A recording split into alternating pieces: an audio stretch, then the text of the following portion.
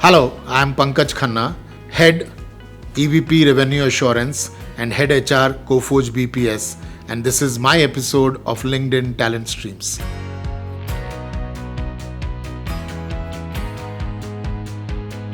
Talent strategy is actually the key for everything, whether it is integration, whether it is promotion, whether it is propagation, and whether it's hiring. One, that we are very sure that any kind of a role, any kind of a business requires a just and fair, plus more importantly, an aggressive reward commensurate to whatever is being achieved. And I think we have been able to do it very, very solidly based upon our transparent goal setting process, which is a dual way process, and also backing it up by a good, strong performance linked incentive plan. The second thing is to be flexible in the policies which we have. And the last thing is the career opportunities can only come provided the learning, the reskilling, the upskilling part of it is strong and is believed in. And to that extent, Coforge is very, very lucky that that we had roots in the past which were very, very embedded into the training mindset.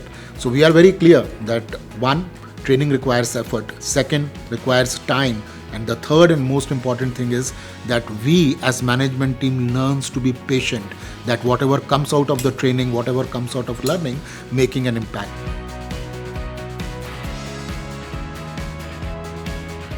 I guess any merger has two or three common themes. Here is Coforge coming in 6,500 to 7,000. So that organization always believes that they are going to perhaps lose out because they are going to get subsumed into the larger organization.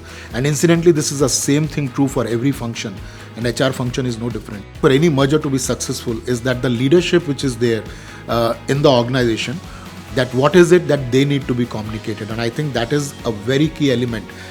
Whether we want to put a structured assimilation communication, we want to put an unstructured communication, you want to make it directive, objective, I think everything is fair as far as communication keeps on flowing. Another thing, I think it's important to put some metrics for defining a success. And when I say this, we did say to ourselves that we want to make sure that our retention does not suffer in any case, right? Number one. We also were very clear that we would like to do a dipstick survey with the employees. And interestingly enough, and I feel that we were brave enough to say that within 6 to 7 months of the acquisition, we also went ahead and did an employee survey just to make sure that we are clear that what we are doing for the organization is making sense. Our ESAT scores were one of the better ones if I compare with the earlier years for that entity, number one. And also our CSAT scores, the client satisfaction scores, sustained itself through the entire merger. So I think all in all, we believe that it has worked out well. So we have this iEngage intranet or a portal as we call it.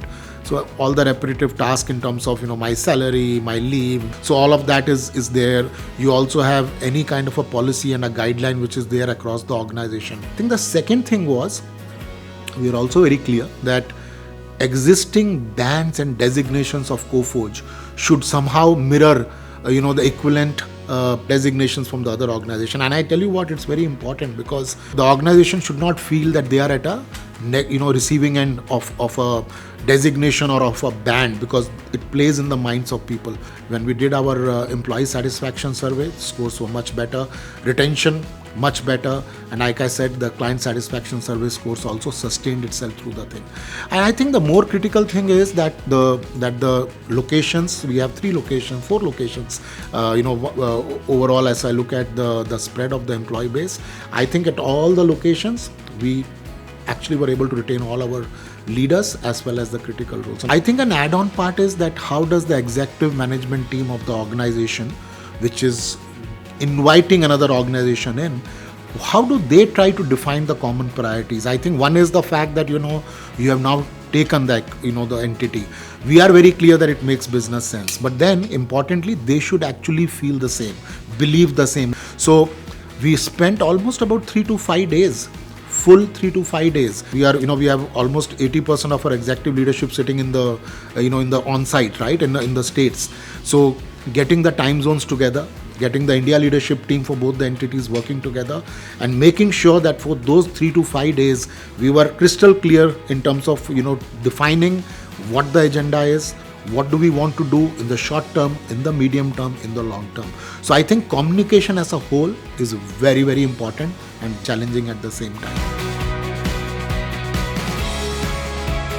Great Reshuffle, or the Great Resignation as they call it, has impacted the IT industry, and of course the opportunities which have come up in terms of last couple of years in terms of the startups, and definitely yes, it has impacted us. But I would say that we have managed to come out of this in a stronger or a better way, is what we believe. Again, if I look at the Coforge story, I mean, our Coforge retention numbers, if I look at it, are still the strongest in the industry overall, and that is published data. Number two, I guess the reason which we believe again that Coforge has managed this entire thing little bit better is, one is in terms of providing, or one is in terms of looking at flexibility, right? And I mentioned to it a little bit earlier that it doesn't mean that any policy which is there has to be interpreted in black and white every time. Providing for a similar consistent experience to whatever Coforge way of working is, right? These are small things, but I think it goes a long way in terms of making sure that the employees feel that they are a part of the larger entity. Every leader, any person interacting with anybody in the organization which is acquired, the messaging has to be similar. It is important that in the initial 1 week, 1 month, even if it means that you're communicating the same message 100 times, 200 times, I think it is still worth it. Again, as I reflect back in terms of some of the things which we went through in the last 12 months, I think sometimes technology enablement and the way it can open up doors for integration, I think something to be kept in mind. It is very easy to just say that I'm going to take out the systems in the organization and put in new systems, but that is not something which can be such an easy thing, because it is linked with so many other things which are prevalent as a normal process in the organization. So understanding the technology, understanding as to what that technology is doing within the human resource process, human resource policy, I think it's very, very critical. And